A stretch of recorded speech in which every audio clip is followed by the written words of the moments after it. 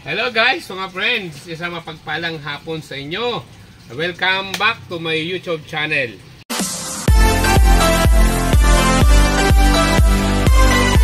At ngayon, ako ay gagawa ngayon ng isang solusyon para makontrol ang punggos na sumisira ng dahon ng mga litos. So, isang problema kayo guys, mga friends. Pero bago yon ay kung hindi ka pa nakasubscribe sa aking YouTube channel, paki-subscribe mo na and likes para patuloy nating magawa ang ating pagbibigay ng information sa pag-aalaga ng lettuce, pagtatanim at pag-aalaga ng lettuce. Okay guys, i-present ko sa iyo itong aking mga gagamitin. So una ay kailangan natin ng 4 na litro ng tubig. So wala pang laman, so kukuha tayo dito. Guys, yan. Meron tayong stock ng tubig. Ayan. 4 na litro ng tubig. Isang kutsara ng baking soda. Ito, meron tayong baking soda. At isang kutsara ng oil. Ito, guys, mga friends. At pang-apat ay isang kutsara ng dishwashing liquid. Yan, guys, mga friends. Yan, okay? Yan ang ating mga pangangailangan, mga kailangan. At ito naman yung sukatan ng ating tubig para 4 liters, guys. Okay? At ito, kukuhanin natin ng tubig siyempre, tapos para tama ang sukat. So ayan,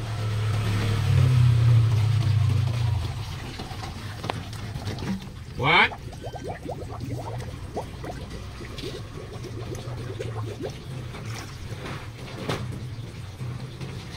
Oh,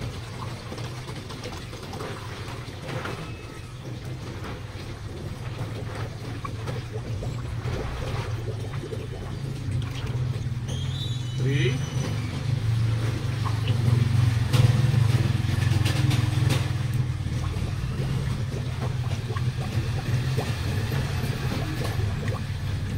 four. Yan, 4 na litro na tubig.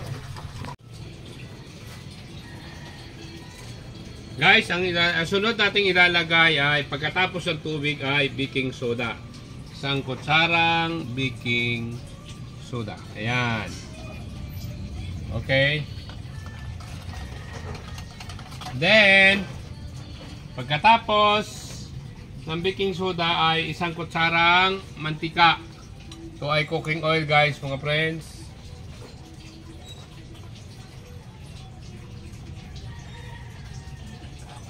Ayan. At pagkatapos ay isang kutsarang dishwashing. Guys, ibumba na lang natin.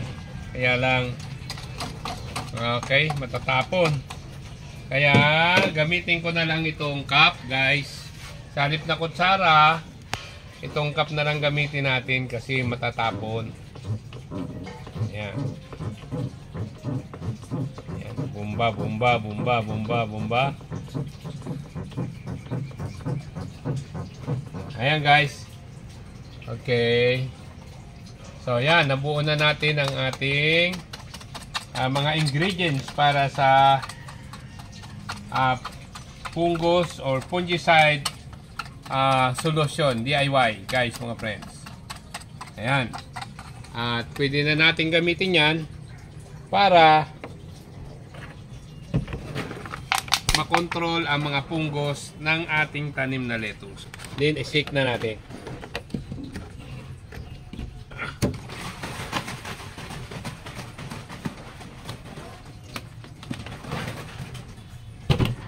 So, okay guys, mga friends. Eto na, meron na tayong mix ng fungicide solution para makontrol ang ating ang mga punggos sa tanim nating lettuce. At gagamitin natin ito mga 20 days ang ating lettuce mula sa binhi. So 20 days, pag 20 days na ito yung lalaki niya guys, mga friends. Ganito na, meron tayo dito ganyan. Pwede na natin itong sprayhan ng fungicide.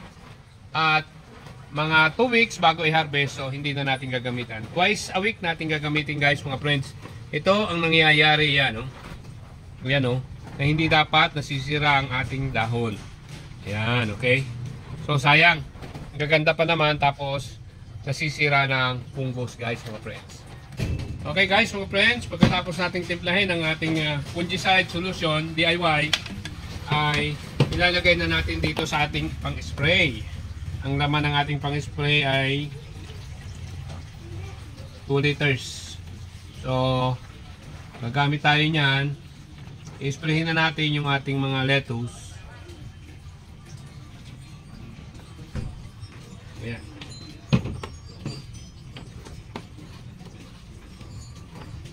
Okay, para makontrol at hindi nasirain ng fungus. So shout out nga pala kay Kagulay, kay Magsasakang Reporter, shout out sa kay Katanim, kay Dito Sinakap, kay Sir Nar Adriano, kay Sir Bobby Garcia ng Agribusiness How It Works. At ito guys mga friends, i-spray na natin. Pero aakit ako sa taas dahil nandun yung ating mga tanim guys mga friends. So ayan guys mga friends, spray na natin. Dito tayo sa taas guys mga friends.